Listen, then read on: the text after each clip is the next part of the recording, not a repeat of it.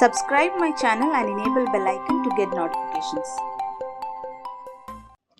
Good morning all of you. Welcome to SAS Academy. I am Sajuna Shiaz. ഇന്ന് ഞാൻ state സിലബസിന്റെ 12th ആദ്യത്തെ ഇക്കായി ആയിട്ടുള്ള ചണ്ടാ ഊഞ്ചാ രഹേ ഹമാര എന്ന ഇക്കായിലെ ഫസ്റ്റ് ചാപ്റ്റർ മാതൃഭൂമി എന്ന കവിതയാണ് ഈ ക്ലാസ്സിലൂടെ എടുക്കാനായി ഉദ്ദേശിക്കുന്നത്. അപ്പോൾ ചണ്ടാ ഊഞ്ചാ രഹേ ഹമാര എന്ന ആ ഒരു ഇക്കായിയുടെ ഒരു പ്രത്യേകത എന്താണെന്ന് വെച്ചാൽ സ്വാതന്ത്ര്യത്തിന്റെ മഹത്വത്തെ ചിത്രീകരിച്ചുകൊണ്ടുള്ള ദേശസ്നേഹത്തിന്റെ ആഹ്വാനമാണ് ഈ ഒരു ഇക്കായിലെ 3 ചാപ്റ്ററിലും നമുക്ക് കാണാനായി സാധിക്കുന്നത്. അതിൽ ഒന്നാമത്തെ ചാപ്റ്ററാണ് മാതൃഭൂമി എന്ന ഈ ഒരു കവിത. മൈഥിലി ശരൺ ഗുപ്തജി എഴുതിയ ദേശസ്നേഹം തുളുമ്പുന്ന ഒരു കവിതയാണ് മാതൃഭൂമി എന്ന ഈ ഒരു കവിത. ഓക്കെ, അപ്പൊ നമുക്കിനി ചാപ്റ്ററിലേക്ക് കടക്കാം.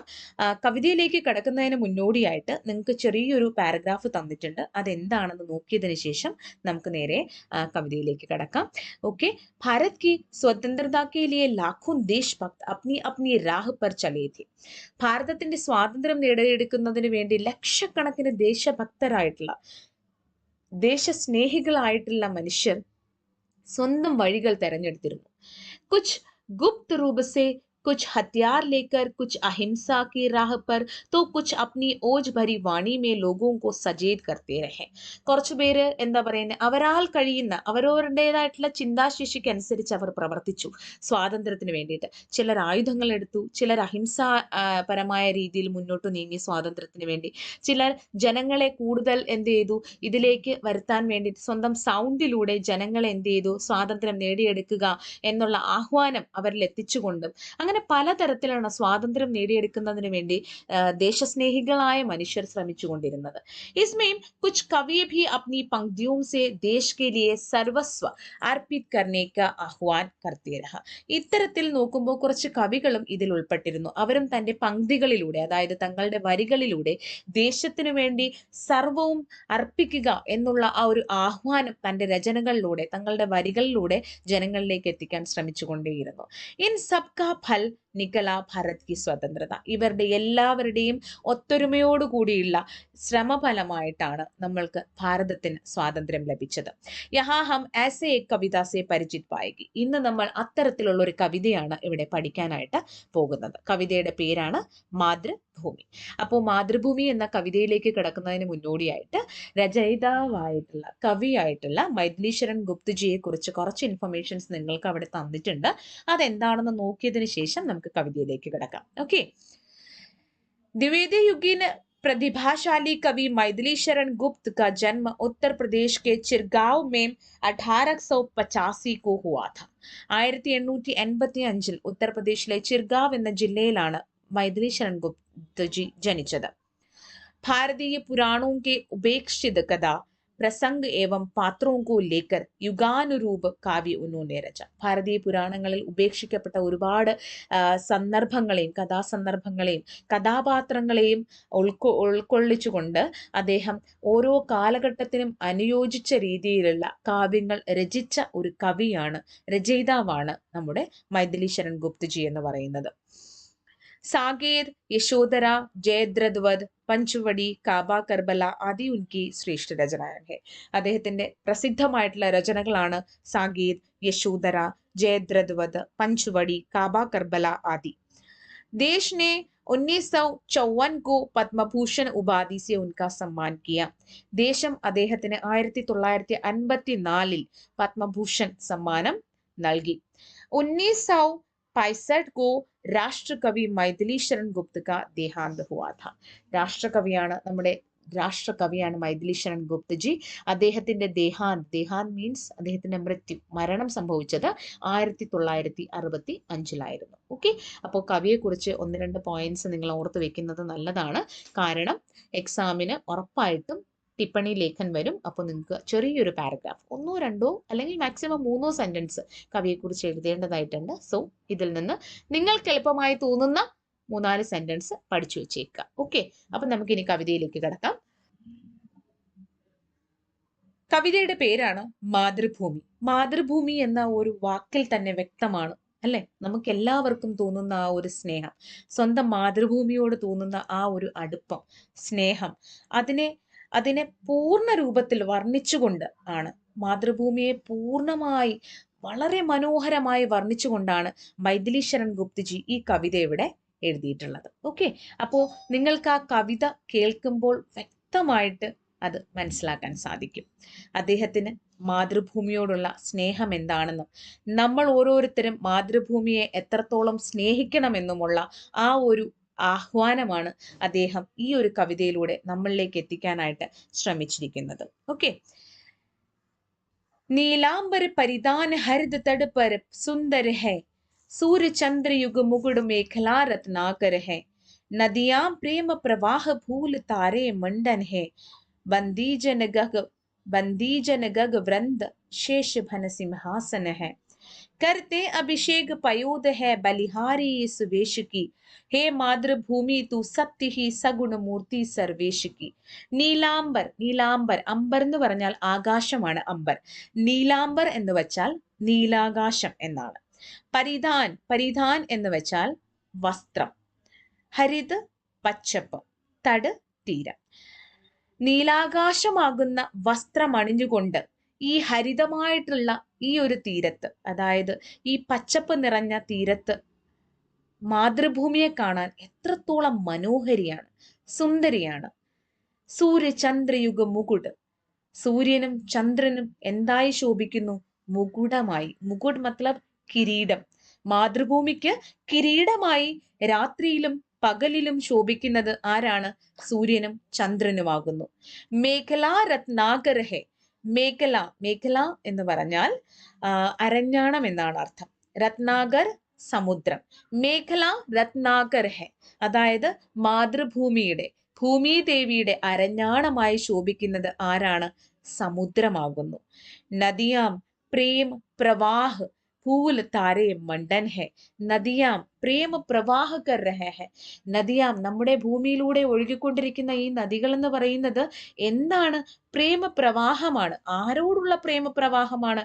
നമ്മൾ ഭാരതവാസികളോടുള്ള, അല്ലെ, ഭാരതവാസികളോടുള്ള ഭൂമിദേവിയുടെ സ്നേഹപ്രവാഹമാണ് നദികൾ എന്നാണ് കവി ഇവിടെ വർണ്ണിച്ചിരിക്കുന്നത്.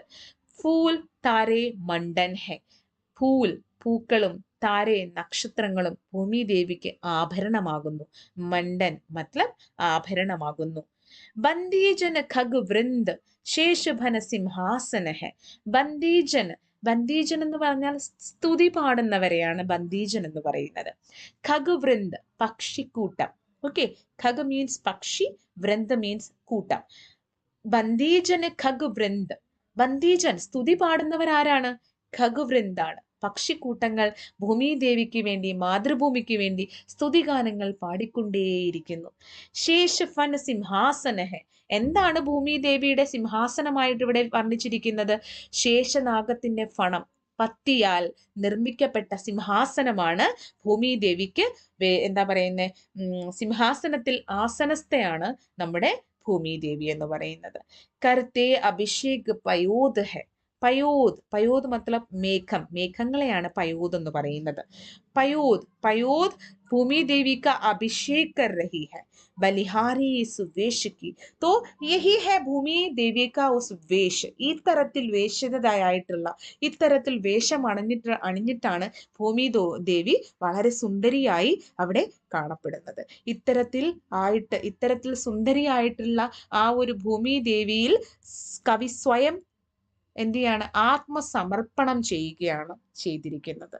ഹേ ഭൂമി ദേവി, ഭൂമി ദേവിയെ ആഹ്വാനം ചെയ്തുകൊണ്ട് പറയുകയാണ്, തൂ സത്യ ഹി സഗുണ മൂർത്തി സർവേശുക്കി. തൂ ക്യാ ഹെ? സത്യ ഹെ, സഗുണ മൂർത്തി സർവേശുക്കി. സർവഗുണ സമ്പന്നനായിട്ടുള്ള സർവേശ്വരന്റെ സത്യമാകുന്നു ദേവി നീ. നീ മാതൃഭൂമി, നീ ആരാകുന്നു? സർവഗുണ സമ്പന്നനായിട്ടുള്ള ഈശ്വരന്റെ, സർവേശ്വരന്റെ സത്യമാകുന്നു നീ എന്നാണ് കവിയുടെ വർണ്ണിച്ചിരിക്കുന്നത്. അപ്പോൾ ഈ സ്റ്റാൻസയിൽ പറഞ്ഞിരിക്കുന്നത് നീലാംബർ, അതായത് നീലാകാശമാകുന്ന വസ്ത്രമണിഞ്ഞ് ഹരിതമായിട്ടുള്ള ഈ ഒരു തീരത്ത് സുന്ദരിയായി ശോഭിച്ചു നിൽക്കുകയാണ് മാതൃഭൂമി. സൂര്യനും ചന്ദ്രനും മുകുടമായി ശോഭിക്കുന്നു, കിരീടമായിട്ട്. ഭൂമിദേവിക്ക് പകലിൽ സൂര്യനും രാത്രിയിൽ ചന്ദ്രനും കിരീടമായി ശോഭിക്കുന്നു. മേഖലാ രത്നാകര ഹെ, ദേവിയുടെ അരഞ്ഞാണമായി ശോഭിക്കുന്നത് സമുദ്രമാകുന്നു, രത്നാകരാകുന്നു. നദിയാം പ്രേം പ്രവാഹ ഫൂൽ താരേ മണ്ഡൻ ഹെ, നദിയാം പ്രേം പ്രവാഹ ഹെ. ഭൂമിദേവിക്ക് ദേശവാസികളോടുള്ള പ്രേമ പ്രവാഹമാണ് ഈ നദികളായി ഒഴുകുന്നതെന്നാണ് പറഞ്ഞിരിക്കുന്നത്. ഫൂൽ താരേ മണ്ഡൻ ഹെ, പൂക്കളും നക്ഷത്രങ്ങളും ഭൂമിദേവിയുടെ ആഭരണമായി ശോഭിക്കുന്നു. ബന്ദീജന് ഖഗ്വൃന്ദ ശേഷഫന സിംഹാസന ഹെ, ബന്ദീജൻ സ്തുതി പാഠകർ ആരാകുന്നു? ഖഗ്വൃന്ദാകുന്നു. പക്ഷിക്കൂട്ടം ഭൂമിദേവിയുടെ മാതൃഭൂമിയുടെ സ്തുതിഗാനങ്ങൾ പാടിക്കൊണ്ടേയിരിക്കുന്നു. ശേഷഫന സിംഹാസന ഹെ, സിംഹാസനം എന്ന് പറയുന്നത് എന്താൽ നിർമ്മിക്കപ്പെട്ടതാണ്? ശേഷനാഗത്തിന്റെ ഫണമാകുന്ന സിംഹാസനത്തിൽ ഉപവിഷ്ടയായിട്ടുള്ള ഇരിക്കുകയാണ് ഭൂമിദേവി എന്ന് പറഞ്ഞിരിക്കുന്നത്.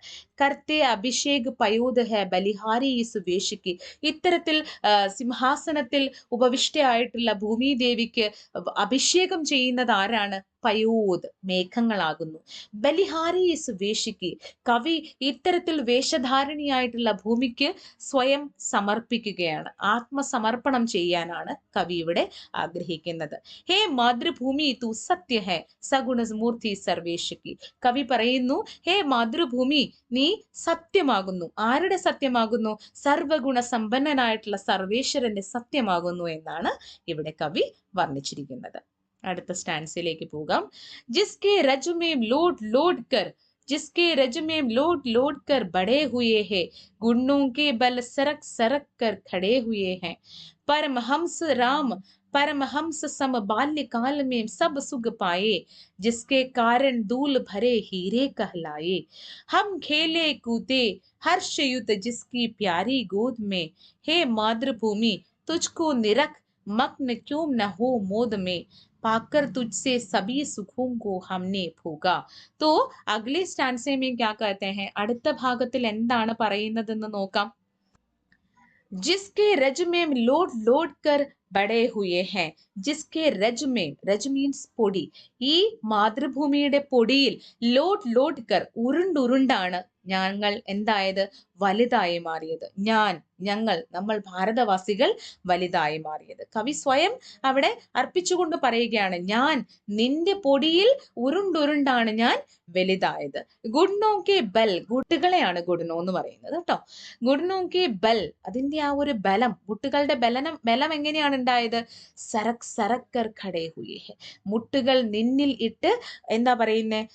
ഇഴച്ചിഴച്ച്, സരക് സരക്ന മത്ലബ് ഇഴച്ചിഴച്ച്, നിന്നിൽ മുട്ടുകൊണ്ട് ഇഴഞ്ഞിഴഞ്ഞാണ് ഞാൻ നിൽക്കാൻ പഠിച്ചത്. മുട്ടിന് ബലം വന്ന് ഞാൻ നിൽക്കാനായി ശ്രമിച്ചത്, ഞാൻ നിൽക്കാൻ പഠിച്ചത്.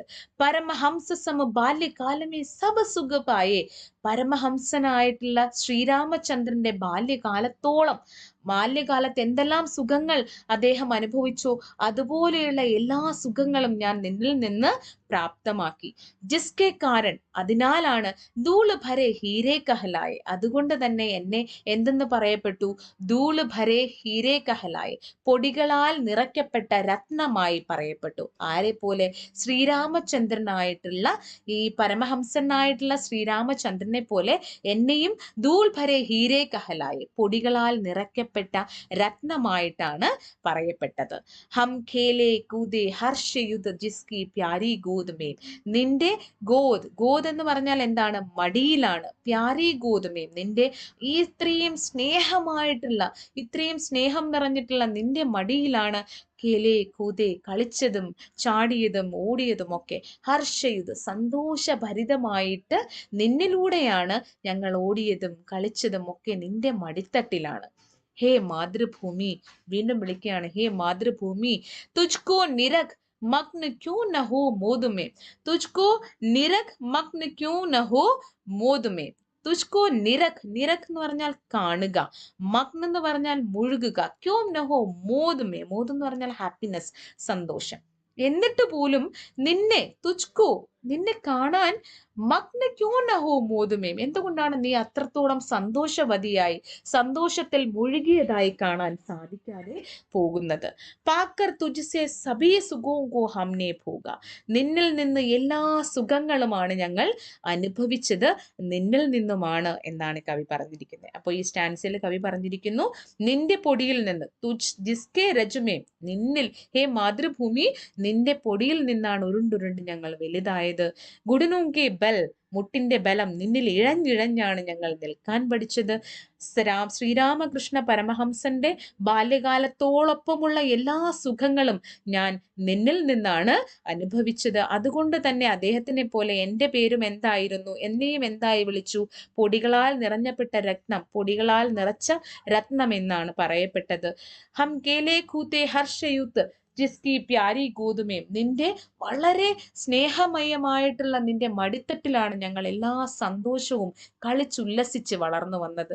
ഹേ മാതൃഭൂമി, എന്നാലും എൻ്റെ മാതൃഭൂമിയെ, ഇത്രയൊക്കെ നിന്നിൽ ഇത്രയൊക്കെ സന്തോഷം അനുഭവിച്ച ഞങ്ങൾക്ക് എന്തുകൊണ്ടാണ് നിന്നെ കൂടുതൽ സന്തോഷവതിയായി കാണാൻ സാധിക്കാതെ പോകുന്നത്? പാക്കർ തുജ് സെ സബീ സുഖവും കോ ഹംനെ ഭോഗ, നിന്നിൽ നിന്നാണ് എല്ലാ സുഖഭോഗങ്ങളും ഞങ്ങൾ അനുഭവിച്ചത് എന്നാണ് കവി പറയുന്നത്. तेरा प्रत्युपकार कभी क्या हमसे होगा, तेरी ही यह देह तुझी से बनी हुई है, बस तेरे ही सुरसार से सनी हुई है, फिर अंत समय तू ही इसे अचल देख अपनाएगी, हे മാതൃഭൂമി अंत में तुझ में ही मिल जाएगी. അവസാനം കവി എന്താണ് പറഞ്ഞിരിക്കുന്നതെന്ന് നോക്കാം. തേരാ പ്രത്യുപകാർ കബി ക്യാ ഹംസെ ഹോഗ, പ്രത്യുപകാർ, നീ ചെയ്ത ഇത്രയും നല്ല ഉപകാരങ്ങൾക്ക് പ്രത്യുപകാരം ഞങ്ങളെ കൊണ്ട് സാധിക്കുമോ? ഞങ്ങൾക്ക് നീ ചെയ്തു തന്ന ഇത്രയും ഉപകാരങ്ങൾക്ക് തിരിച്ച് നിനക്കൊരു പ്രത്യുപകാരം ചെയ്യാൻ ഹേ മാതൃഭൂമി ഞങ്ങൾക്ക് സാധിക്കുമോ? तेरा ही यह देह, तेरा ही है यह देह, तुझमें ही मैंने बना है, तुझमें ही जन्म दिया है, നിന്നിലാണ് എൻ്റെ ജനനം, നിന്റേതാണ് ഈ ദേഹം. തുജീസെ ബനി ഹുയി ഹെ, നിന്നാൽ നിർമ്മിക്കപ്പെട്ടാണ്, നിന്നിലാണ് എൻ്റെ ജനനം. ബസ് തേരേ ഹി സുരസാർ സെ സനി ഹുയി ഹെ, നിന്റെ തന്നെ അംശത്തിൽ നിന്ന് നിർമ്മിക്കപ്പെട്ടിട്ടുള്ളതാണ് എൻ്റെ ഈ ശരീരം. ഫിർ അന്ത് സമയ തൂ ഹി സെ അജൽ ദേഖ് അപ്നായേഗി, നീ അന്ത്യത്തിന്റെ അതായത് എൻ്റെ മരണസമയം, അന്ത്യസമയത്തില് നീ തന്നെ എന്നെ അചൽ, അതായത് നിശ്ചലമായി അനങ്ങാൻ പറ്റാത്ത എൻ്റെ ശരീരം, എൻ്റെ ശവശരീരം നീ തന്നെ കണ്ടുകൊണ്ട് സ്വയം എന്തായിട്ട് അപ്നായേകി, സ്വീകരിക്കും. നീ തന്നെ എൻ്റെ അവസാനം, നീ തന്നെ എൻ്റെ നിശ്ചലമായ ശരീരത്തെ സ്വായത്തമാക്കും, നീ തന്നെ എൻ്റെ നിശ്ചലമായ ശരീരത്തെ സ്വീകരിക്കും. ഹേ മാതൃഭൂമി യഹ് അന്തമേൻ തുജ്മേ ഹി മിൽ ജായേഗി, എൻ്റെ ഈ ശരീരം ഹേ മാതൃഭൂമി, വീണ്ടും വിളിച്ച് പറയുകയാണ്, ഹേ മാതൃഭൂമി അന്തമേം തുജ്മേ ഹി മിൽ ജായകി മേരെ ശരീർ, നിന്നിൽ തന്നെ എൻ്റെ ഈ ശരീരം അലിഞ്ഞു ചേരുകയും ചെയ്യും എന്നാണ് ഇവിടെ കവി പറഞ്ഞിരിക്കുന്നത്. അതായത് കവി അവസാനം പറഞ്ഞിരിക്കുന്ന എന്താണെന്ന് വെച്ചാൽ, ഹം सरल शब्दों में यह कवि यह कह रही है कि मातृभूमि की खूबियों को वो बताते हुए कहते हैं कि हम क्या करना चाहिए, हमारे जान इस मातृभूमि के लिए अर्पित करना चाहिए. ऐसा एक आह्वान भी इस कविता के द्वारा मैथिली शरण गुप्त जी हम लोगों तक लाने की कोशिश कर रहे हैं. അദ്ദേഹത്തിന്റെ ഈ രചനയിലൂടെ, ഈ കവിതയിലൂടെ ജനങ്ങളിലേക്ക് എന്തെത്തിക്കാനാണ് ആഗ്രഹിക്കുന്നത്? ഭൂമി ദേവിയുടെ ഇത്രയും ഗുണഗാനങ്ങൾ നമ്മൾക്ക് മുന്നിൽ, ഇത്രയും ഗുണഗാനങ്ങൾ പാടിത്തന്നുകൊണ്ട് അദ്ദേഹം ഉദ്ദേശിക്കുന്നത് എന്താണെന്ന് വെച്ചാൽ, അത്രത്തോളം നമ്മൾക്ക് വേണ്ടി ഇത്രയും സഹിച്ച, ഇത്രത്തോളം നമ്മൾക്ക് എല്ലാ സുഖ സൗകര്യങ്ങളും തന്ന നമ്മുടെ ഭൂമി ദേവിയെ നമ്മൾക്ക് സ്വതന്ത്രയായി നേടിയെടുക്കണമെങ്കിൽ എന്താണ് വേണ്ടത്? നമ്മുടെ ജീവൻ ആ ഭൂമി ദേവിക്ക് വേണ്ടി നിങ്ങൾ അർപ്പിക്കൂ എന്ന ആ ഒരു ആഹ്വാനമാണ് കവി ഈ കവിതയിലൂടെ നമ്മളിലേക്ക് എത്തിക്കാനായിട്ട് ആഗ്രഹിക്കുന്നത്. ആ ഒരു കാലഘട്ടം എന്ന് പറയുന്നത് സ്വാതന്ത്ര്യത്തിന് വേണ്ടി പോരാടിക്കൊണ്ടിരിക്കുന്ന ആ ഒരു ഒരു കാലഘട്ടത്തിൽ എഴുതിയ കവിതയാണിത്. ഈ കവിതയിലൂടെ അദ്ദേഹത്തിന്റെ ആശയങ്ങളെ, അദ്ദേഹത്തിന്റെ ഉള്ളിലെ ആ ഒരു ദേശസ്നേഹത്തെ മറ്റു ജനങ്ങളോട് അദ്ദേഹം ഉറക്കെ വിളിച്ചു പറയുകയാണ്. എന്താണ് പറയുന്നത്? നിങ്ങൾ നിങ്ങളുടെ ദേശത്തിന് വേണ്ടി പോരാടൂ, നിങ്ങളുടെ ദേശത്തെ മറ്റു ഈ ദുഷ്ടശക്തികളിൽ നിന്ന് സ്വാതന്ത്ര്യം നേടിയെടുക്കുന്നതിന് വേണ്ടിയിട്ട് നിങ്ങൾ ശ്രമിക്കൂ, നിങ്ങളുടെ ജീവൻ തന്നെ അതിനു വേണ്ടി അർപ്പിക്കൂ എന്നുള്ള ഒരു ആഹ്വാനമാണ് ഈ ഒരു കവിതയിലൂടെ മൈഥിലി ശരൺ ഗുപ്തജി ഇവിടെ സ്പഷ്ടമാക്കുന്നത്. ഓക്കെ, അപ്പൊ ഈ കവിത വളരെ മനോഹരമായിട്ടുള്ള ഒരു കവിതയാണ്. അദ്ദേഹം ഈ കവിതയിലൂടെ എന്താ പറയുന്ന മാതൃഭൂമിക്ക് ഖൂബിയോങ്കോ ബത്താത്തെ ഹുയെ, അതിന്റെ നന്മകളെ, ഗുണഗാനങ്ങളെ നമ്മുടെ മുന്നിലേക്ക് പറഞ്ഞു തന്നുകൊണ്ട് അദ്ദേഹം എന്താണ് ചെയ്യാൻ ആഗ്രഹിക്കുന്നത്? നമ്മളെ അതിലേക്ക് ആകർഷ്ടകരാക്കാനായിട്ട് ശ്രമിക്കും. നമ്മളെ അതിലേക്ക് ആകർഷിക്കാനാണ് അദ്ദേഹം ശ്രമിക്കുന്നത്. ഭൂമി ദേവിയിലേക്ക് നമ്മളെ ആകർഷിക്കാൻ ശ്രമിച്ചുകൊണ്ട് അദ്ദേഹം പറയുകയാണ്, ഈ ഭൂമി ദേവിയെ ആസാദി ബനാനേക്ക്, ആ ഭൂമി ദേവിയെ ഫ്രീ ആക്കുന്നതിന് വേണ്ടിയിട്ട്, സ്വാതന്ത്ര്യം നേടിയെടുക്കുന്നതിന് വേണ്ടിയിട്ട് നിങ്ങൾ ഓരോരുത്തരും സ്വന്തം ജീവൻ അവിടെ അർപ്പിക്കൂ, ജീവൻ സമർപ്പിക്കൂ, പോരാടൂ എന്നൊരു ആഹ്വാനമാണ് ഈ കവിതയിലൂടെ മൈഥിലി ശരൺ ഗുപ്തജി അന്നത്തെ ആ കാലഘട്ടത്തിൽ ജനങ്ങളിലേക്ക് എത്തിക്കാനായിട്ട് ശ്രമിച്ചത്. ഓക്കെ, ഇത്രയാണ് ഈ കവിതയുടെ ഒരു എക്സ്പ്ലനേഷൻ എന്ന് പറയുന്നത്. നിങ്ങൾക്ക് എല്ലാവർക്കും ഇത് മനസ്സിലായി എന്ന് തന്നെ വിശ്വസിക്കുന്നു. ഈ ഒരു ചാപ്റ്റർ എക്സ്പ്ലനേഷൻ, ഈ ഒരു ക്ലാസ് നിങ്ങൾക്ക് ഇഷ്ടപ്പെട്ടു എന്നുണ്ടെങ്കിൽ പ്ലീസ് ഒരു ലൈക്ക് ചെയ്യുക. അതോടൊപ്പം തന്നെ നിങ്ങൾക്ക് അറിയാവുന്ന കുട്ടികളിലേക്ക്, ഈ ക്ലാസ് ഉപകാരപ്പെടുന്ന മറ്റു കുട്ടികളിലേക്ക് ഈ ക്ലാസ് ഒന്ന് ഷെയർ ചെയ്യുക, ചാനൽ ഒന്ന് ഷെയർ ചെയ്യുക. ഇനിയും എൻ്റെ ചാനൽ സബ്സ്ക്രൈബ് ചെയ്യാത്ത ആരെങ്കിലും ഉണ്ടെങ്കിൽ പ്ലീസ് എൻ്റെ ചാനൽ ഒന്ന് സബ്സ്ക്രൈബ് ചെയ്യുക. Okay, thank you.